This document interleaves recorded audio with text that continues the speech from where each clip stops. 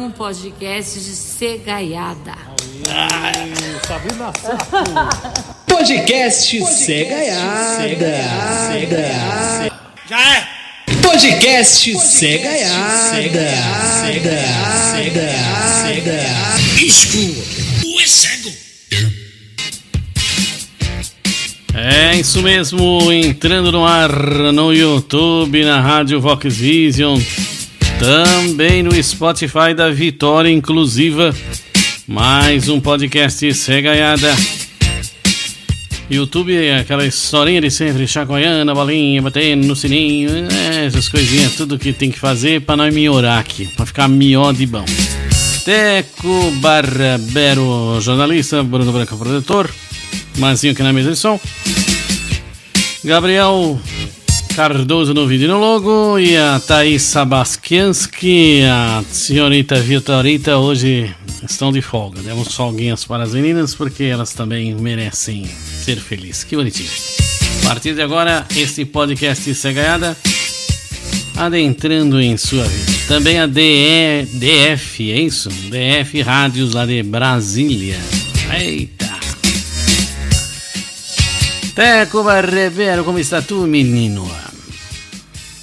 Fala, Mazinho, fala, Bruno e todo mundo que acompanha essa coisa maravilhosa, maravilhosa que é o nosso Cegaiada.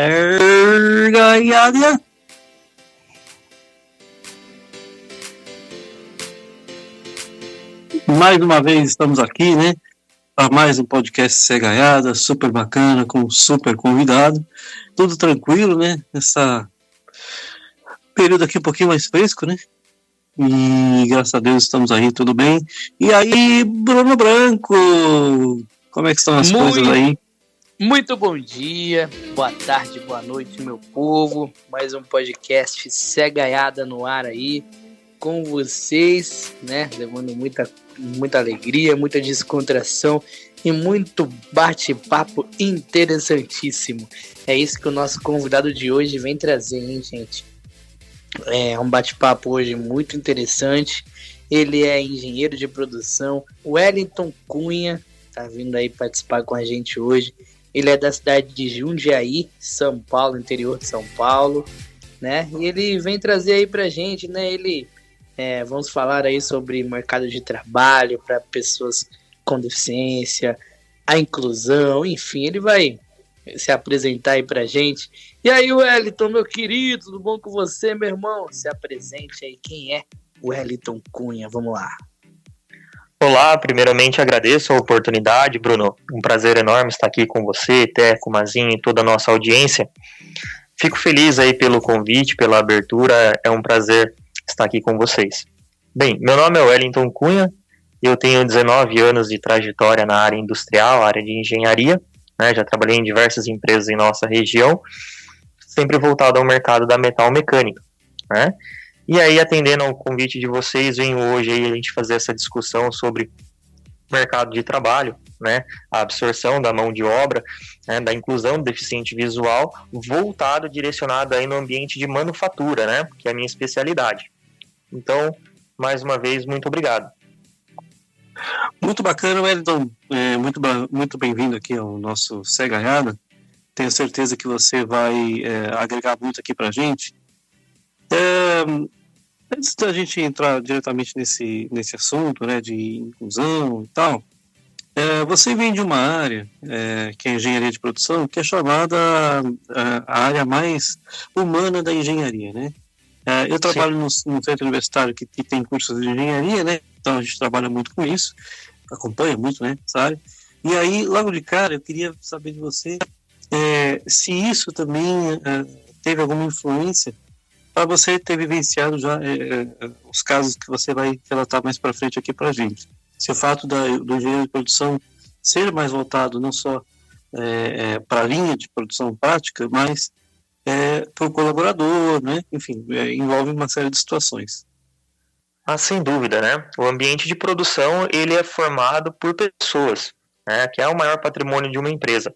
Então, a gente pode ter automação, a gente pode ter indústria 4.0, a gente pode ter a inteligência artificial, mas o recurso humano, é sempre necessário, né? E nós aí que atuamos nessa área precisamos saber como fazer a gestão, a condução, as tratativas de pessoas, né, dentro desse ambiente que é um ambiente desafiador, um ambiente diferente do escritório, diferente do campo, né, que coloca aí metodologias rígidas de trabalho, a necessidade da execução de tarefas sequenciadas, a organização industrial, entre outras atividades. Então, com certeza, o fato de eu ter a minha formação em engenharia de produção, ela traz sim uma vertente, a tratativa do humano em si, como um recurso indispensável nesse ambiente de trabalho. Super bacana. E aí, quando a gente fala você falou aí na área de manufatura, né? É um tipo de trabalho, entendo eu, que é extremamente sequencial, né? Como você acabou de colocar aí no início da fala, né? E também em formato de linha de produção. Certo. E é uma das áreas que a gente menos vê pessoas, especialmente com deficiência visual, atuando, né? E aí é isso que eu queria entrar nessa seara. Que você já abordasse os casos e colocasse esses desafios, tanto seu como um coordenador disso, quanto do ambiente para os outros colegas que estão à volta dessas pessoas ou dessa pessoa com deficiência visual, né, quanto a produtividade em si, né, o quanto uma pessoa assim consegue ser producente, né, para a gente realmente mostrar que isso é possível. Bem colocado, Teco. Se nós analisarmos, por exemplo, os dados do Ministério de Trabalho, né, aqui no Brasil, apenas 1,07% dos deficientes visuais estão formalmente inseridos no mercado de trabalho. Eu disse 1,07%. Hoje temos no Brasil... pouco, hein? Muito pouco. Hoje temos no Brasil 6,7% da população com deficiência visual. Então, temos mais de 203 milhões de habitantes no nosso país, né? E se considerarmos esse conjunto amostral, né, 6,7% da população, e dentro desse conjunto analisarmos especificamente as pessoas que têm deficiência visual e estão em idade produtiva, temos aí mais de 6,8 milhões de pessoas que poderiam estar trabalhando, poderiam estar inseridas no mercado de trabalho, mas hoje estão sem atividade formal. Então, esse é um dado aí, um primeiro dado alarmante que retrata aí a nossa realidade.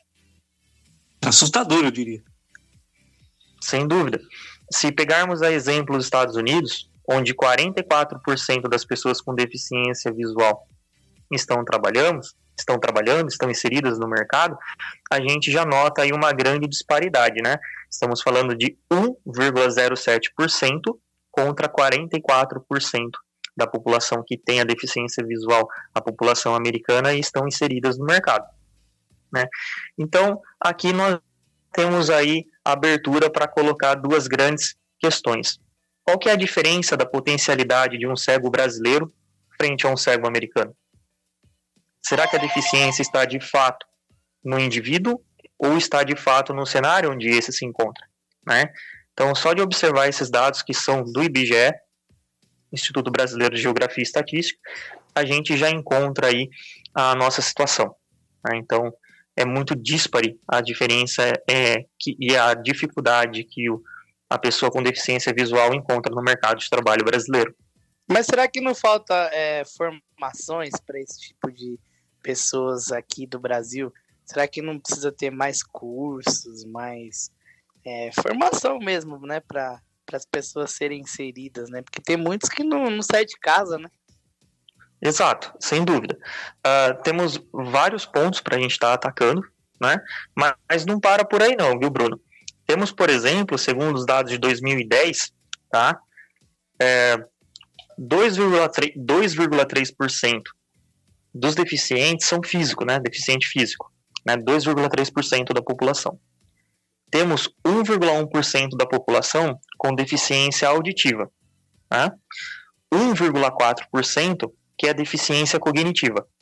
E agora observe, 3,4% tem a deficiência visual, né?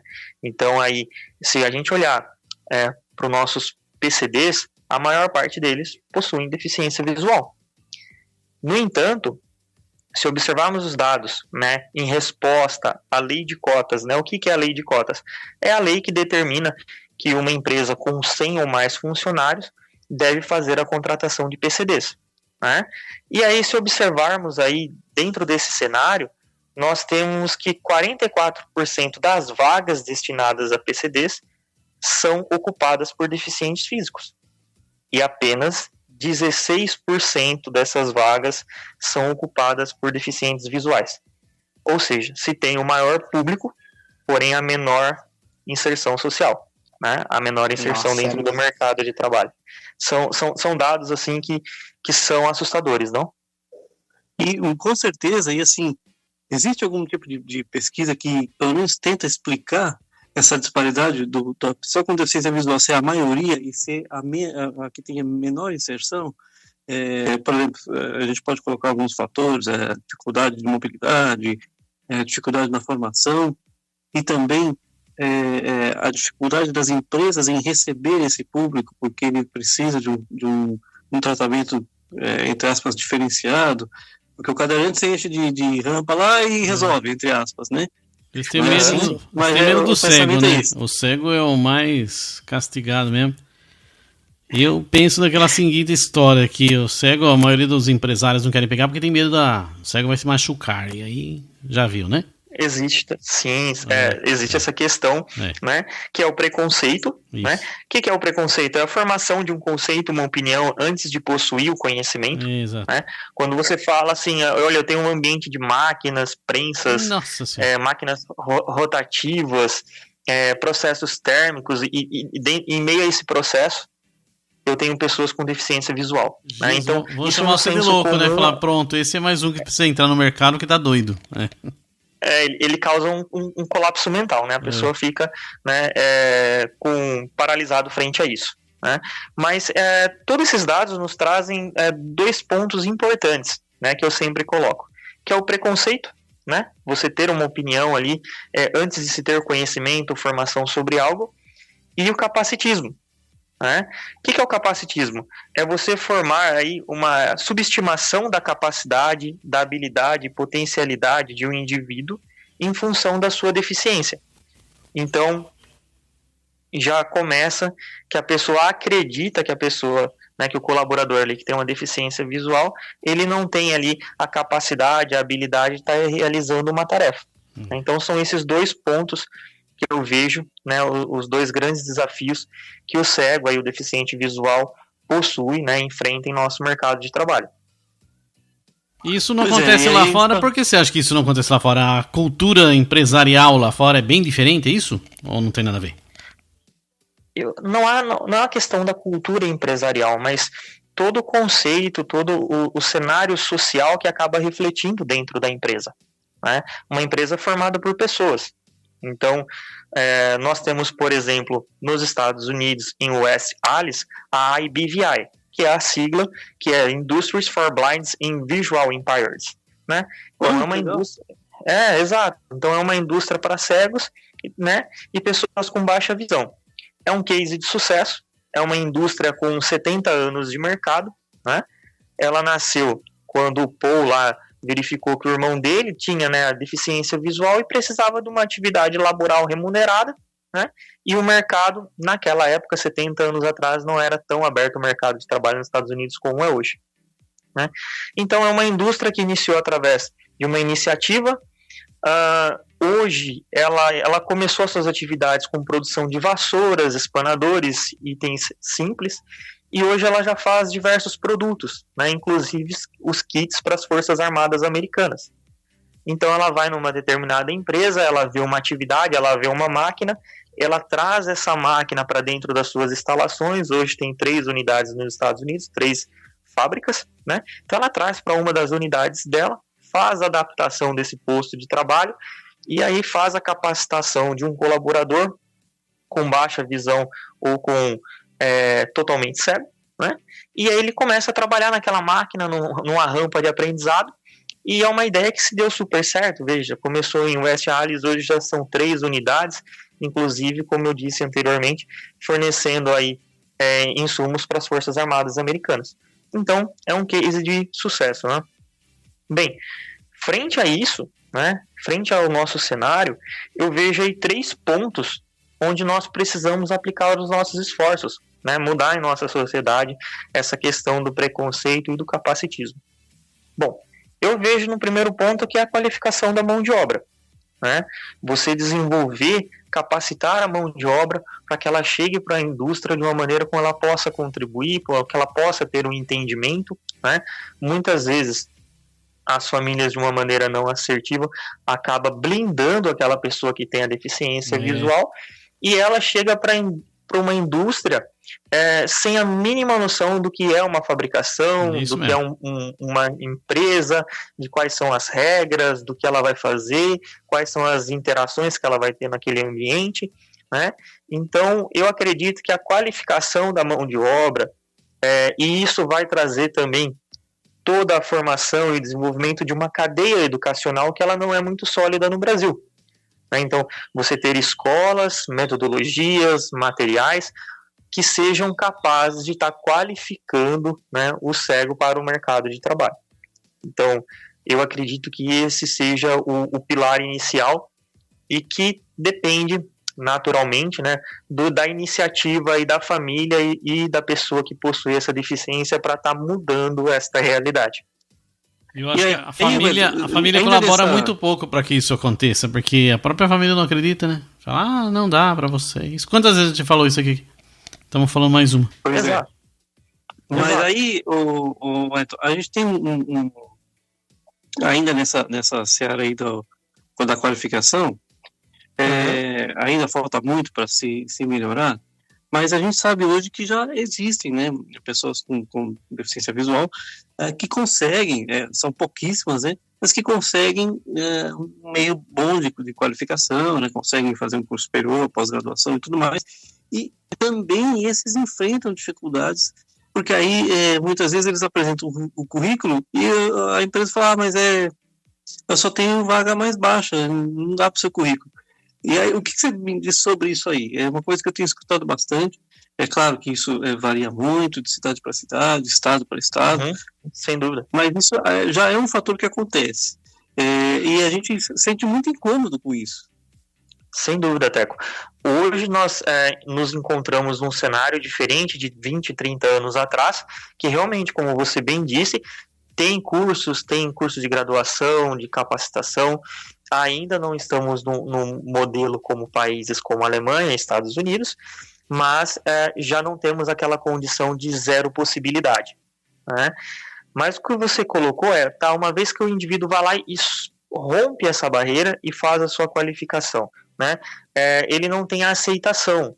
Bom, quanto a isso, nós temos o segundo pilar, né? O segundo pilar, que é necessário a gente passar por uma oxigenação, ressignificar, é a mudança da percepção da gestão nas empresas, né? Então, através de debates, através de podcasts, através de palestras, enfim, vários instrumentos como esse que nós estamos realizando aqui agora, para que essa mentalidade ela mude, né? Então, volto a falar, é o preconceito e o capacitismo que existe na sociedade, que ele é carregado da portaria para dentro, né? E aí ele se instala dentro das organizações. Então, para que a gente mude a organização, a gente tem que começar a mudar também o meio social, né? O senso comum e também a mentalidade da gestão, né? Eu falo a título de exemplo, no meu caso, eu sou engenheiro há 11 anos. Em minha formação, nós não tivemos uma matéria, nós não tivemos discussões, workshops, sobre a possibilidade de absorver essa mão de obra dentro dos processos produtivos. E veja, hoje os meus colegas, os meus pares, ocupam cargos de gestão, são engenheiros, coordenadores, gerentes, dentro de empresas em nossa região. Então, eu acredito muito que mudar esse mindset, mudar a mentalidade, mudar a percepção do gestor. Olha, você pode ter uma pessoa aqui que não tenha, né, que tenha ali uma deficiência visual, e essa pessoa ela vai executar a atividade, vai ser necessário algumas ações, adaptação do posto de trabalho, orientação, formação, até mesmo a orientação dos colegas que vão estar interagindo com essa pessoa, mas ela vai entregar, né? Ela vai ter a entrega e uma entrega com valor, ela vai agregar valor à instituição.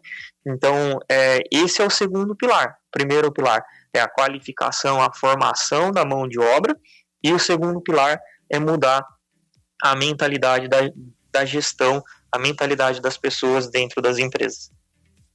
Pois é, isso aí também passa pela formação do profissional, né? Porque como você colocou aí, você não teve uma matéria inclusiva, por exemplo, né? Gestão inclusiva, não sei, né? Existem vários meios aí, né? Uhum. E isso deveria fazer parte do currículo, ou pelo menos ter alternativas para você procurar isso. Hoje, o que você faz? Se você tem dúvida de contratar uma pessoa assim, ou você procura uma instituição e procura uma consultoria, né? Ou você não contrata, porque, não, eu não vou gastar com a consultoria, não vou gastar com isso, então é melhor não contratar mesmo. Fica melhor assim. Mais fácil não contratar outras deficiências, né? Não cego. Contratar físico, surdo. Isso. Uma pessoa, por exemplo, que teve uma amputação e não tem adaptação nenhuma. Porque a lei vai ser cumprida da mesma forma, tanto fez. Você escolher um sem dedo contra um cego, vai funcionar do mesmo jeito. É isso.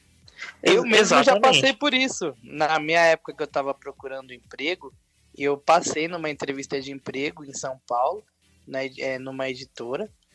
Aí eles pediram para fazer algumas coisas lá. Passei nos testes e aí depois eles falaram que eles não iam poder pegar uma pessoa como eu, porque era deficiente visual e tinha escada no prédio para subir.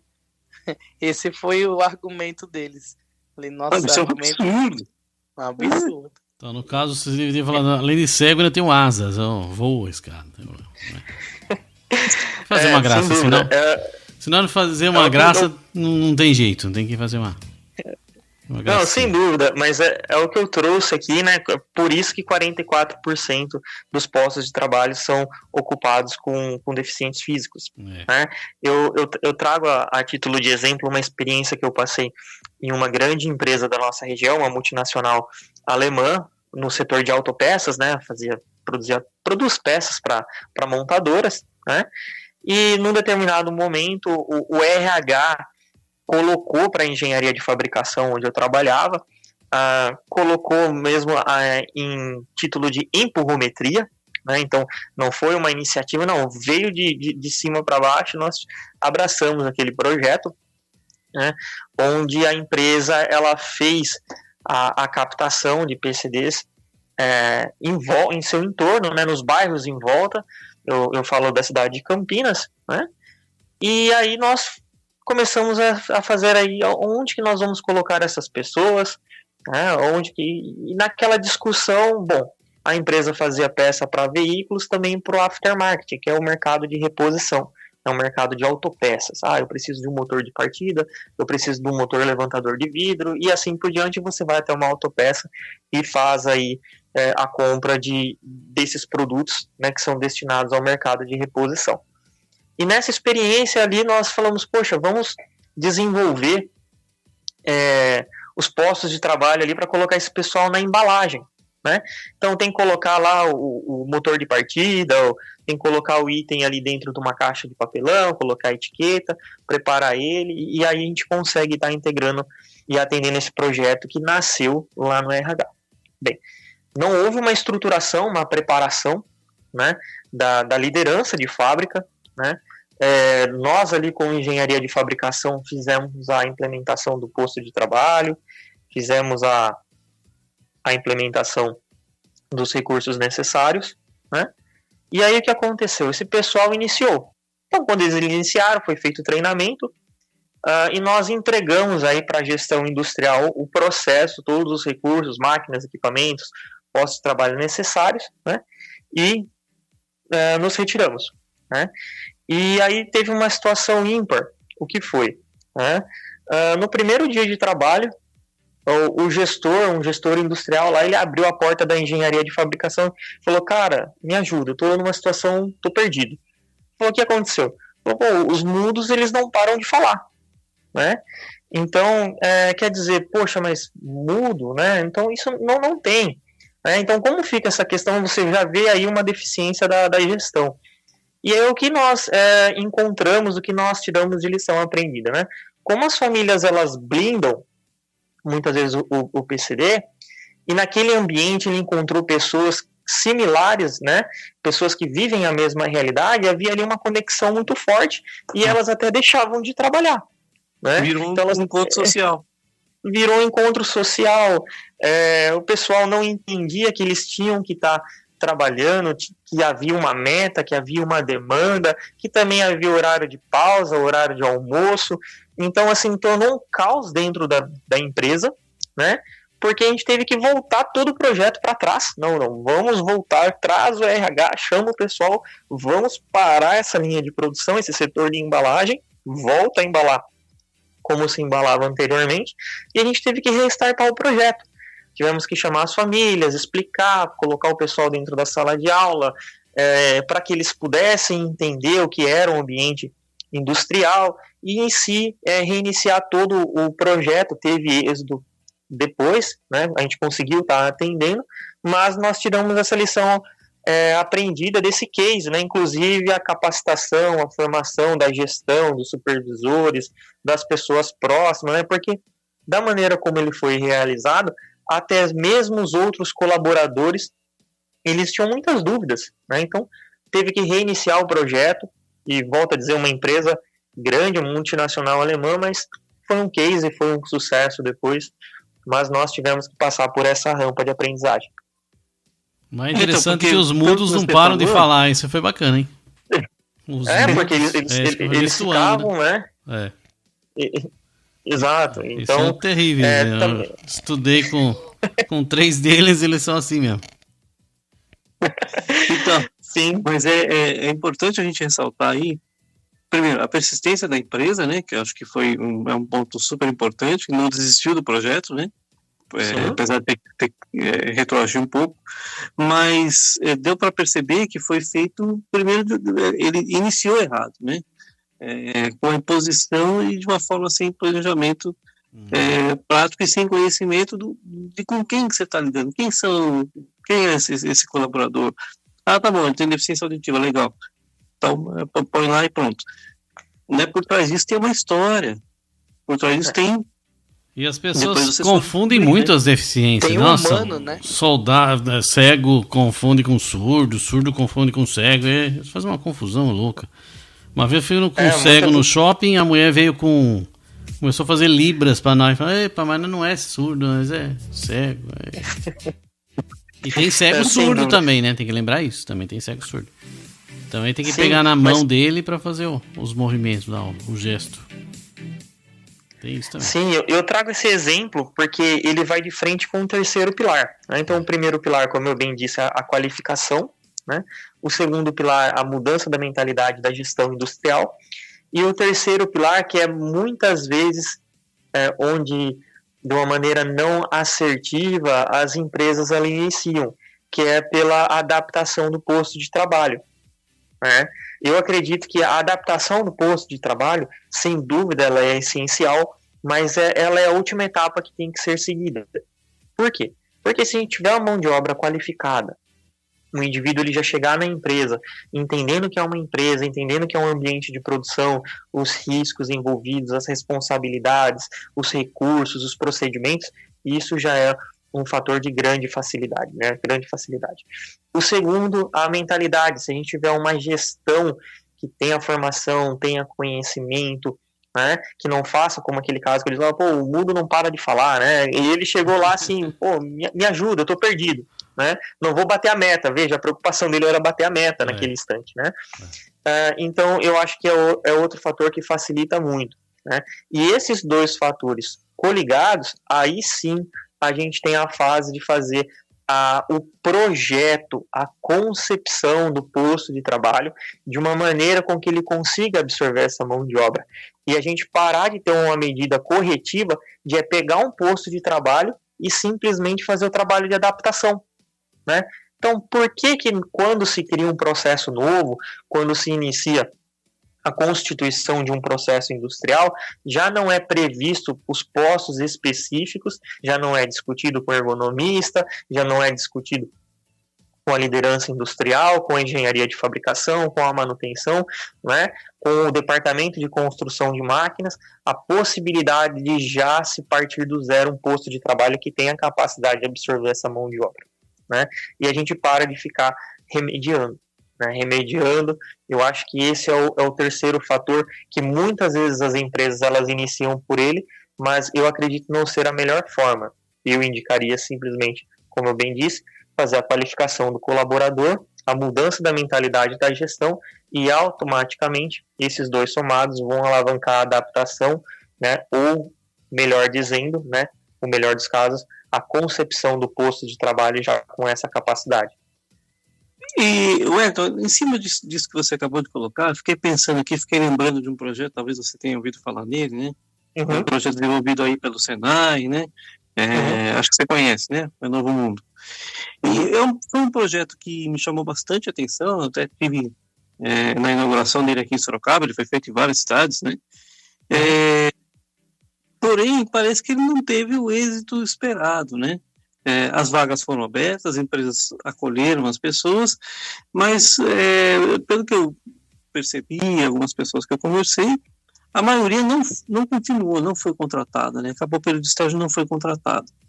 E eu já questionei algumas empresas, tal, e ninguém sabe dizer o que deu errado, ou o que não fez com que o projeto fosse o sucesso que seria, porque a base era muito interessante, e vai de encontro a tudo que você acabou de colocar. Sem dúvida, existe esse desafio dentro da indústria, né? Eu sempre digo que no Brasil, livre de uma opinião partidária, nós temos uma instabilidade política que gera uma instabilidade econômica, que muitas vezes gera uma instabilidade social. Então, o que eu quero dizer é que o cenário ele muda muito, né? Se a gente pegar, por exemplo, anos atrás, quando se discutia muito a questão de NR12, fala a parte de segurança de máquinas e equipamentos, né? Existia um movimento de fiscalização, exigência pelo Ministério do Trabalho, pelos demais órgãos públicos, que é diferente de hoje, diferente do governo anterior, e assim sucessivamente. Então, isso também traz para essa questão, embora a lei ela seja uma lei viva, né? Muitas vezes a indústria ela não vê no modelo ambiental que existe hoje, os benefícios, né, de você ter essa mão de obra inserida em meio aos seus processos de produção.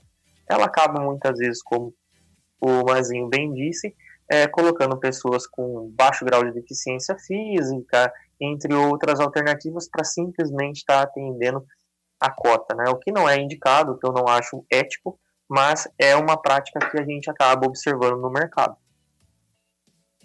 Pois é. E outra questão que a gente vê também, voltando a um tema antes que a gente já comentou, que é quando você encontra a pessoa com deficiência qualificada, a gente nota uma dificuldade de crescimento. A que você atribui isso, né? Eu vejo, por exemplo, o setor bancário, hoje ele é uma dos principais meios que as pessoas com deficiência visual têm conseguido trabalho, aí, né? Inclusive home office. Isso é uma coisa que vem ajudando muito, até queria que você comentasse sobre isso também, mas a gente percebe que muitas vezes a pessoa com deficiência visual consegue desenvolver o mesmo trabalho que os outros, porém, na hora de evoluir, ela não consegue. Até mesmo pela resistência que existe no grupo, né, das pessoas possuírem um gestor com deficiência visual. Volto a dizer, né, a gente acaba colocando porta dentro das empresas uma situação que existe em toda a nossa sociedade, né? Existe em todos os segmentos.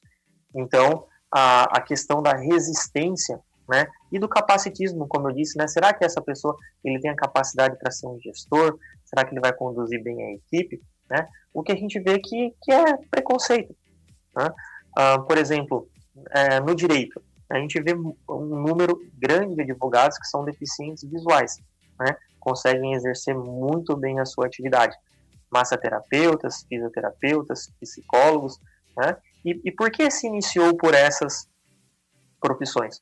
Porque são profissões que muitas vezes elas ocorrem de uma maneira individual, né? Então, O advogado, ele trata ali na audiência com o juiz, tal, mas ele não tem uma interface tão grande, conexões, um campo de conexão tão amplo quanto uma pessoa, por exemplo, um líder de qualidade, um instrutor de qualidade, um instrutor de setup, um colaborador dentro de uma empresa, né? Um preparador de máquinas, um mecânico, um manutentor, enfim, né? E o outro ponto é a não necessidade de adaptação no posto de trabalho. Se você pega um massoterapeuta, né, então você tem ali a marca, os equipamentos, que é muito simples você adaptar aquele posto de trabalho para essa atividade, né?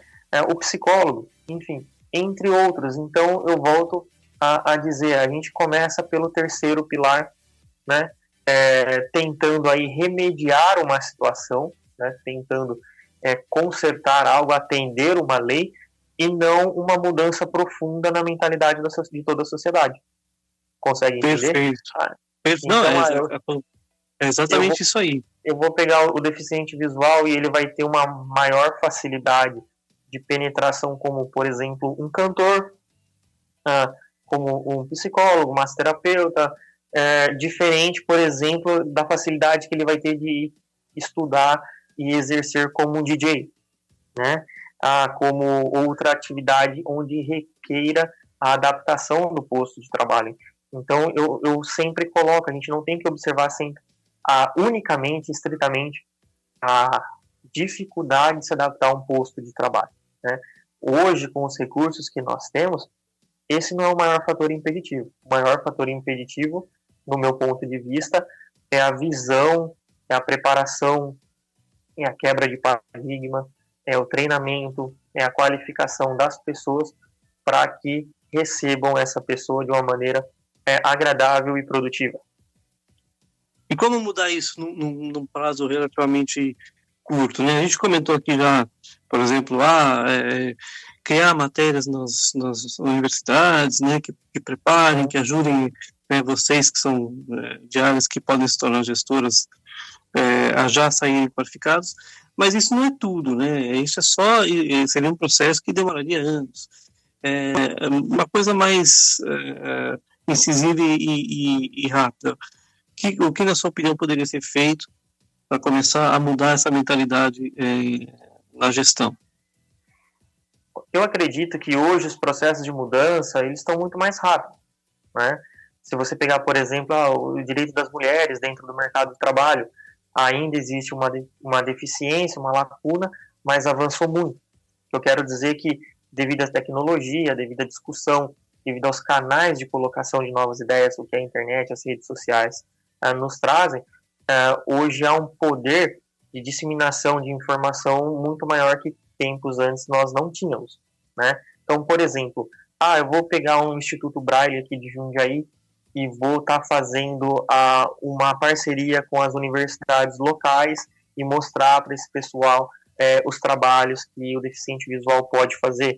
Eu já pegar os deficientes visuais que estão dentro dessas universidades, dentro desses colégios técnicos, e eles irem participarem de um workshop junto com essa instituição e mostrar para os seus colegas, né? E aí a gente começa a rever, a balançar, né? A questionar essa questão do preconceito, dos valores, e assim tá mostrando que existe essa possibilidade, né? Colocar a aplicação de ferramentas, aplicação de tecnologias. Por exemplo, eu estive falando com um colega de vocês pelo WhatsApp. Muitas vezes no senso comum, você falar uma pessoa, viu, você consegue conversar, né? Você consegue estar fazendo todo um alinhamento com um deficiente visual pelo WhatsApp. Muitas vezes ele não acredita, ele não sabe, ele não tem esse conhecimento, né? E a gente só vai conseguir romper essa barreira através da formação. Perfeito. Bruno? Opa, voltei. Ô Elito, queria fazer uma pergunta para você. Se você, como pessoa, você já teve alguma experiência nessa área da inclusão, assim, falando de você mesmo, você como engenheiro, se você já teve a oportunidade de ter alguém trabalhando junto com você, alguma coisa nesse sentido? Já tive essa experiência, né? Assim como pessoas do senso comum, a gente fica muito surpreso com as capacidades, com as habilidades que essas pessoas têm, com a vontade de superação, né? Só que há duas maneiras de você interagir em relação a isso. A primeira, né, a pessoa que tem ali uma barreira, né, então ela coloca uma dificuldade, e outras pessoas que já têm portas abertas. Né? Eu sempre tive portas abertas, sempre gosto de perguntar, de saber, de interagir. Né? A própria conduta, quando você interage com uma pessoa como essa, muitas vezes a pessoa ela fala, poxa, mas como que eu faço? Como que eu interajo? Será que ele vai saber? Será que ele não vai saber? Será que ele consegue? E muitas vezes ela acaba tendo atitudes não assertivas, né? Como o colega colocou, eu fui trabalhar numa empresa e o pessoal perguntou como que eu vou no banheiro, né? Então eu acho que essa questão ela é muito simples de ser resolvida quando você tem a humildade e a simplicidade de chegar para a pessoa e falar, olha, você tem a deficiência visual? Legal. Você sabe onde você está, como que eu interajo com você, o que você consegue, o que você não consegue, o que eu preciso aprender para estar trabalhando com você, né? Quais são essas dificuldades? E isso daí, quando você coloca essa questão, a pessoa, naturalmente, ela se abre, porque ela se vê assistida, ela se vê recebida, ela se sente aceita, né? E a rampa de aprendizagem ela é muito mais fácil. Então, eu acredito que no primeiro momento você não tem que procurar adivinhar, né, o que ela consegue fazer, o que ela não faz, e sim você colocar um diálogo de uma maneira muito natural. Olha, eu não tenho formação, não tenho conhecimento, não tenho experiência nisso, o que você me diz sobre? E aí a rampa de aprendizado, a troca de informações, ela acontece de uma maneira fantástica. Mas aí é a boa vontade da pessoa, né, que tá ali à frente do negócio, porque normalmente não se tem essa boa vontade, né? É um ou outro que tem, e ainda bem, tenho que considerar bastante esses que tem, porque a maioria não quer nem saber, quer lá fazer o serviço dele e acabou, não quer saber dessas informações, né? Não é todo dia que vai ver por exemplo, um cego, ou sei quem seja lá. Então eu penso assim, que não é todos que têm boa vontade não. Aplausos para aqueles que têm, né? Ainda bem. Não é assim? Sem dúvida. Pois é, e em cima disso, né, queria só fazer um comentário que, assim, não sei nas empresas que você já trabalhou, mas a gente conhece aí algumas empresas que investem nessa parte de formação e enfrentam resistência de gestores assim, eu não vou tirar o meu colaborador da linha de produção para ele fazer uma formação nisso, né? A gente tem, por exemplo, aqui em Sorocaba, um exemplo muito grande, muito conhecido aqui, de uma padaria que ela investe nisso e ela tira os padeiros do forno para eles estudarem isso, por exemplo, né? E a resposta que eu tive deles é que todo mundo precisa estar integrado com isso. Eu tenho funcionários com diversas deficiências e os outros colaboradores precisam entender como é que isso funciona. E se eu não tirar ele do forno para ele estudar isso, nunca ele vai fazer. O que você tem a dizer sobre isso aí para o empresariado que enfrenta essa resistência? Bom, eu digo que essa é uma resistência que ela pode e deve ser superada, né, através da construção da ambiência, né? Você conseguir ali agregar energia, formar, constituir um ambiente onde a pessoa, mesmo contra a vontade dela, ela saia da sua zona de conforto e ela dê a abertura para o novo, né? Então, por exemplo, quando eu tenho desafios como esse, eu identifico na liderança qual que é a pessoa que tem mais facilidade para o novo, que sai da zona de conforto, que tem mais abertura a desafios, e eu começo por essa pessoa. Eu trago ela, qualifico, a gente faz todo o projeto junto e coloca lá, e põe para rodar. E aí quando você vê que está funcionando, que o pessoal está trabalhando, que deu certa integração, que é um case de sucesso, você pega o segundo, né, e faz esse trabalho também. E aí, com o passar do tempo, você vai encurralando mesmo, né, é uma palavra muito forte, mas você vai encurralando aquela pessoa que no primeiro momento ele é aquele que tem um comportamento muito arredio, a ponto de você questionar, falar, olha, eu comecei lá pela linha 1, deu certo, na linha 2 deu certo, na linha 3 deu certo. Nós temos 8 linhas de produção, você é o último, por que com você não daria? Qual que é a dificuldade? Né? O que você tem de resistência quanto a isso? Como que eu posso te ajudar a você superar isso? Então, quando ele vê que algo está dando certo, quando você cria essa energia, quando o colaborador ele se sente motivado, né, a resistência automaticamente ela baixa, e ela vai baixando gradativamente. Você vê que a cada dia a mais ele vai se aproximando daquilo, né, e com o tempo desaparece. Mas volto a falar, você tem que pegar lá a pessoa que tem menos resistência, colocar o embrião ali, cuidar muito bem, molhar todo dia aquela semente, cuidar muito bem daquela planta, e aí quando ela começa a dar frutos, porque é natural do ser humano ele querer estar ao lado de quem tem sucesso. É natural do ser humano ele querer estar junto com o sucesso.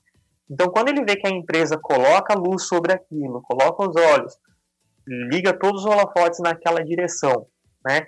Aquele líder ali ele se destacou, o segundo líder se destacou, o terceiro foi premiado, dali em diante a pessoa ela vem e procura e fala, cara, deixa eu começar com isso daí também na minha linha, nem que ele não seja a favor, mas pelo menos para ele não ser o diferente, né? E a gente acaba revertendo essa questão. Perfeito, e ressaltar que isso não vai interferir na produtividade, né? Porque uma preocupação que a gente vê dos gestores é que vai interferir na minha meta de produção se eu tirar esses caras daqui para fazer curso. Eu estou perdendo tempo, eu estou perdendo dinheiro, estou gastando dinheiro da empresa, sabe? E isso é uma coisa que a gente precisa também mudar, né? Sem dúvida.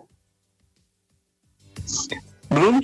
É isso aí, gente. Estamos chegando aí ao final aí da nossa entrevista aí. Passou rapidinho. Quando uma verdadeira palestra aí que o Wellington deu pra gente, né? E agora, Wellington, eu quero que você deixe uma mensagem para quem está nos acompanhando, até para os deficientes visuais que estão aí, deficientes em gerais, né? Que estão aí em casa, né? Sem perspectiva nenhuma, enfim. Fala aí pra galera aí. Isso, Wellington, antes de você dar a sua mensagem, eu queria complementar esse pedido do Bruno. Queria que você falasse com dois públicos diferenciados. O público com deficiência visual e com o empresariado. Que a sua mensagem fosse voltada para os dois públicos, um incentivando para que vá ao mercado de trabalho e o outro para que receba. Ok. Bom, primeiro, para a pessoa que possui essa deficiência, né, ela acreditar na potencialidade que ela tem, na capacidade. Eu acredito que todos nós viemos a esse mundo para servir, né, para ter uma serventia no desenvolvimento das vidas ao seu redor, né? Então, que ela acredite no potencial que ela tem, no sonho. Acredito também que hábitos e companhia são muito importantes, né? Um hábito bom atrai outro hábito bom, né? Eu sempre comento, por exemplo, as pessoas que procuram aí a perder peso, né? A pessoa que começa a fazer atividade física, automaticamente ela muda a alimentação, né? Automaticamente ela começa a ser mais seleta e assim por diante. Então, procure um bom hábito, né? O que seria o bom hábito? Você frequentar ambientes que abrem essa discussão, ambientes que mostram oportunidades. Eu vou no Senai, eu vou no SESI, eu vou na CNI, eu vou num workshop, eu vou numa universidade, eu vou num instituto, para que ela não fique blindada dentro de casa, né? As oportunidades elas estão da porta para fora. Então, águia voa com águia, né? Então, procure a próxima águia para que, se juntando aos bons, que a gente fica melhor ainda. Quais são as pessoas ao meu redor que elas têm também essa deficiência e que elas estão inseridas no mercado de trabalho ou que elas tiveram uma experiência, né? Se conecte com essa pessoa, né? Com certeza ela vai te dar dicas, sugestões e trilha esse caminho. Eu sei que muitas vezes é contra a maré, mas é só esse o caminho que você tem para romper com o preconceito, com o capacitismo, com o senso comum e você galgar a vitória, que é muito plausível, né? E o empresário, eu digo o seguinte, muitas vezes a gente se vê cercado de desafios, de problemas no dia a dia, mas é importante parar, olhar com bons olhos para esse público, né? A gente está caminhando aí, hoje nós estamos com 10 milhões de nem no Brasil, né? Nem trabalha, nem estuda, né? Tá faltando mão de obra no mercado, mão de obra capacitada, pessoas com valores, né, pessoas éticas. Então, dentro desse público, com certeza a gente tem as habilidades, a gente tem conhecimento, pessoas que vão poder agregar valor à instituição. Que isso não impede a pessoa de ser um bom colaborador. Maravilha, né, Bruno? Olha que mensagem bacana. Pois é, solta aí, Mazinho. Aí. Mais do que justo. Super bacana a mensagem que o Wellington trouxe pra gente.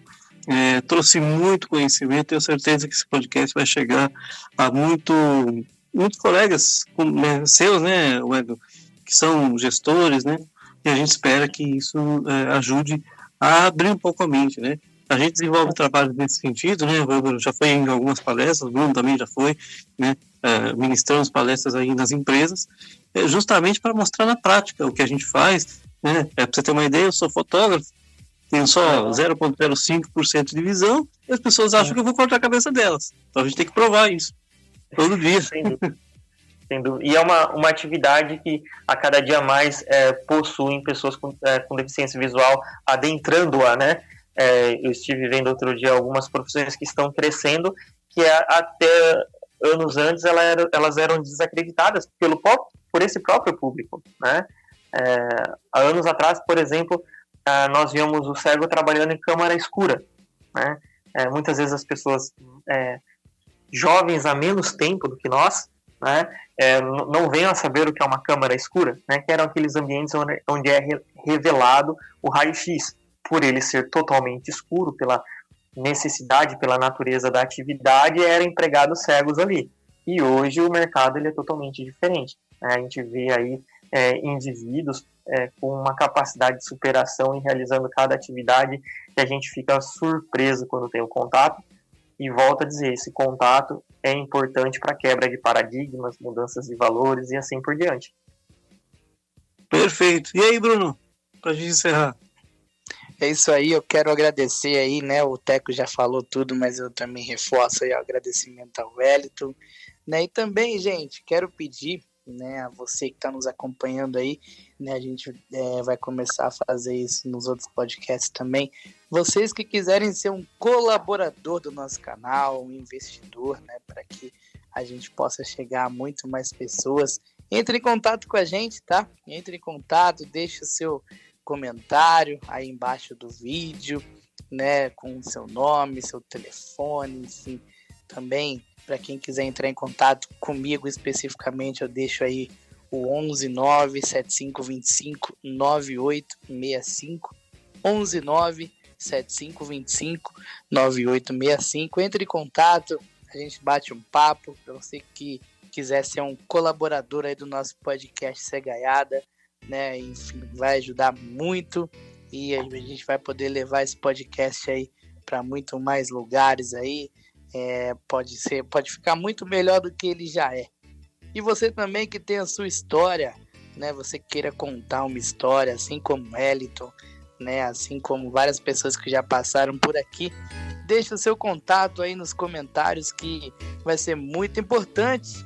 E não se esqueça aí de se inscrever no nosso canal, ativar o sininho para não perder as notificações.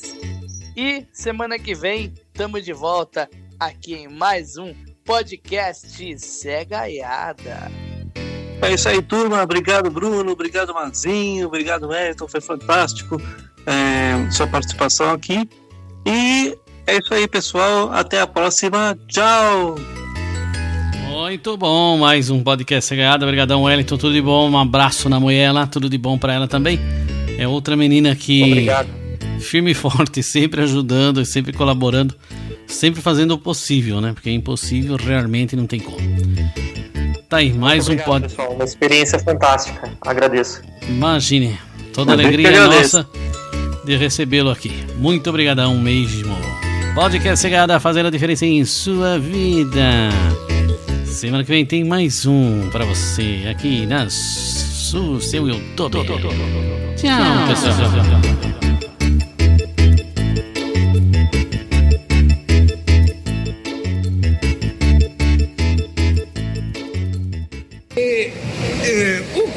acho é o seguinte, sabe? Sim. Então é o seguinte, o que eu acho que a pessoa, vamos supor que eu sei as cores, não é? Agora, sempre você nasceu assim, eu nasci pequenininho. Mas escuro. Podcast Cegaiada.